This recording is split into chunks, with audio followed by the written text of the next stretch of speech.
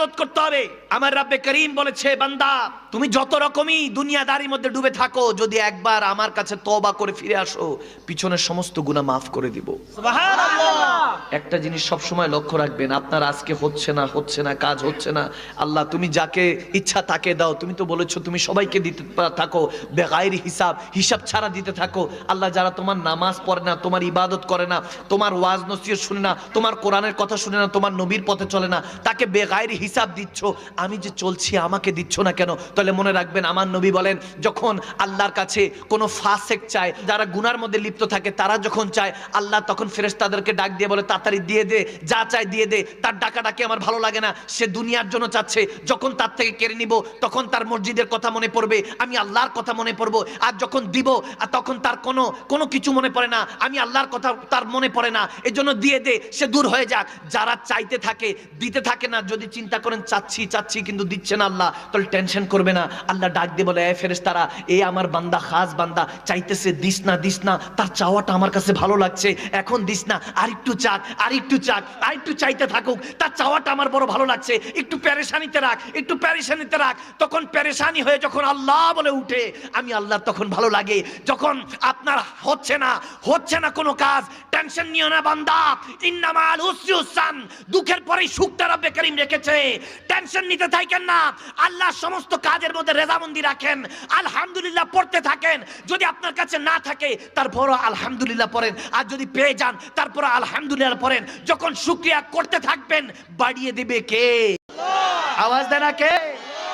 নারায়ে রিসালাত, নারায়ে রিসালাত, আল্লাহর ওলির আগমন, দেনেওয়ালা কে? আওয়াজ দেন না, দেনেওয়ালা কে?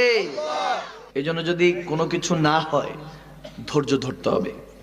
ইন্নাল্লাহা মা'আস সাবিরিন, ধৈর্যশীলদের সাথে থাকে কে? আল্লাহ। অনেক বড় হাতিয়া। আজকের মাহফিল শেষ, ঘন্টাখানিক পরে যখন তবরক নিয়ে ঘরে যাবেন, মাহফিলও শেষ, রাত গেই যদি রাতও চলে যায়, কথাগুলিও চলে যায়, তাহলে হবে? পরিবর্তনের জন্য আসতে হবে মাহফিলগুলিতে, পরিবর্তন উছিলায়। যে সারা বছর তো মাহফিল 2-4টা হয়, প্রত্যেকটা মাহফিলে বসবো যে নিজেকে পরিবর্তন করতে হবে। দেখেন, রব্বে করিম যা চান তাই হয়। এখন কেউ বলে যে হুজুর, আল্লাহর হুকুম ছাড়া তো গাছের পাতাও নড়ে না, তাহলে যারা জেনা করে, যারা চুরি করে, এটা কি আল্লাহর হুকুমে করে? নাউজুবিল্লাহ, না, আল্লাহর ইজাজতে করে, অর্থাৎ আল্লাহর পারমিশনে। আল্লাহ ছুট দিয়ে রেখেছেন, ছাড় দিয়ে রেখেছেন যে তুমি চাইলে করতে পারো, জেনা করবা করো, মদ খাবা খাও, তোমাকে এখতিয়ার দিয়েছি, তুমি করতে পারো, এখন তোমার শক্তি আছে, করতে পারো, কিন্তু একদিন হিসাব দিতে হবে, ঠিক কিনা? আল্লাহর ইজাজতে হয়। হুকুম তো সব দিয়ে রেখেছেন, কুন ফায়াকুন, ঠিক কিনা?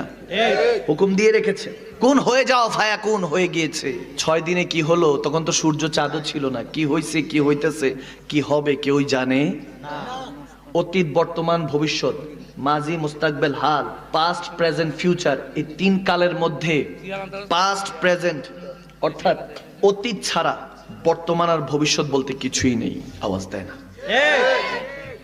অতীত ছাড়া বর্তমান আর ভবিষ্যৎ বলতে কিছু নেই। এই যে 1 সেকেন্ড চলে গেল, বর্তমান ধরতে পারছি না, ভবিষ্যৎ সম্পর্কে আমরা জানি না, তো সমস্ত কিছু শুধু অতীতে। আর অতীতে যদি দেখেন, শুধু প্রত্যেকটা স্টেপ, পায়ের স্টেপগুলি ফেলে এসেছি, সব গুনাহ। এই গুনাহ নিয়ে আমরা বসেছি, একা গুনাহ করি, দরজা বন্ধ করি, কেউ দেখে না, কিন্তু দরজার নিচে দিয়ে যিনি অক্সিজেন পাঠিয়ে দেয়, তিনি দেখে। তিনি কে? স্মরণে রাখবেন, আমার রাসূল আরবি বলেন, শুধু একটা জিনিস তোমাকে সমস্ত গুনাহ থেকে হেফাজত করতে পারে, ইন্নাস সালাতা তানহা আনিল ফাহশাই ওয়াল মুনকার, একমাত্র নামাজ তোমাকে গুনাহ থেকে হেফাজত করবে।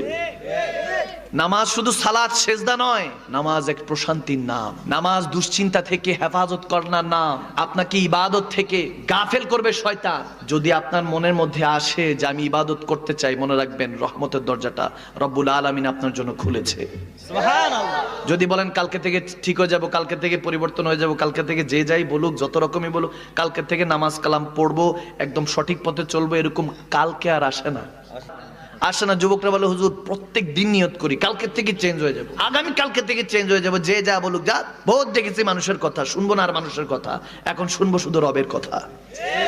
বলে কালকে থেকে চেঞ্জ হয়ে যাবে, ওই কাল আর আসে না। যখন কাল কাল বলছেন কালকে থেকে, তার মানে বুঝবেন ওই যে বললাম রহমতের দরজাটা আপনার জন্য খোলা হয়েছে।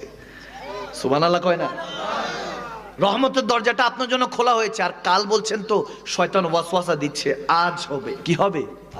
আজ। আজ থেকে পরিবর্তন। সুবহানাল্লাহ। আজ থেকে পরিবর্তন। You have to change yourself. আর দুটা যে প্রহরী লাগানো দুই কাঁধে, এদের হিসাবটাও তো আমরা জানি না। আমরা এখন যে বসেছি, ডান কাঁধের ফেরেশতা খালি লেখায় ব্যস্ত, বাম কাঁধের আর বসে আছে। সুবহানাল্লাহ। বাম কাঁধের ফেরেশতার কোনো কাজ নাই, কিন্তু আমাদেরকে দেখছে, আমরা দেখার সুযোগ নাই, আমরা সুযোগ পাই না। তার মানে ফেরেশতা দেখি না, নবী দেখমু কেমনে, আল্লাহ দেখমু কেমনে? আওয়াজ দেয় না, ঠিক না? কলব অন্ধকার, কলব অন্ধকার। কলবকে জাগ্রত করতে হবে। আপনার পুরো দেহে অপরিষ্কার হলে আপনার টেনশনে ঘুম আসে না। এখান থেকে কলব দাগ হইতে হইতে অন্ধকার হয়ে গেছে, ময়লা হয়ে গিয়েছে, সেদিকে খেয়াল নেই। আজকে যদি তওবা করে নেন, মালাকুল মউত আগামীকালকে আপনাকে জান্নাতি হিসেবে ঘোষণা দিবে। জান্নাতি হিসেবে আপনার রূহ কবজ করবে। যদি নিয়ত করেন, দেখেন গুনাহ যখন আপনার হয়, এর আগ মুহূর্তে গুনাতে লিপ্ত হওয়ার আগেই কারামান কাতিবের মধ্যে ডান কাদের ফেরেশতা, আপনি নিয়ত করলেন আগামীকালকে আমি ফজর নামাজ পড়বো ইনশাআল্লাহ, সাথে সাথে লিপিবদ্ধ হয়ে যায়। সুবহানাল্লাহ। ডান কাদের ফেরেশতা লিখে ফেলে। কিন্তু বাম কাঁধে আপনি যদি বলেন না আগামীকালকে 14 ফেব্রুয়ারিতে যাবো, নিজে গুনাহ করবো না, এমনি দেখবো আছে না কিছু, আওয়াজ দেন আছে না? এরকম যদি নিয়ত করেন, ওটা কিন্তু লিপিবদ্ধ হবে না যতক্ষণ পর্যন্ত আপনি ওই গুনাহ না করছেন। সুবহানাল্লাহ। দেখেন আমার আল্লাহ কতটা দয়াবান। বলে ফেরেশতা লিখিস না, এখনো তো করে নাই। আপনি যখন করে ফেলেছেন, গুনাহ করে ফেলেছেন, তখনও আল্লাহর পক্ষ থেকে হুকুম আসে লিখিস না, 24 ঘন্টা রাখ, যদি আমার দয়াল নবী মুস্তাফার উম্মতটা যদি তওবা করে ফিরে আসে। সুবহানাল্লাহ। আমি তো গফফার, আমি তো ক্ষমা করার জন্য বসে আছি। সুবহানাল্লাহ।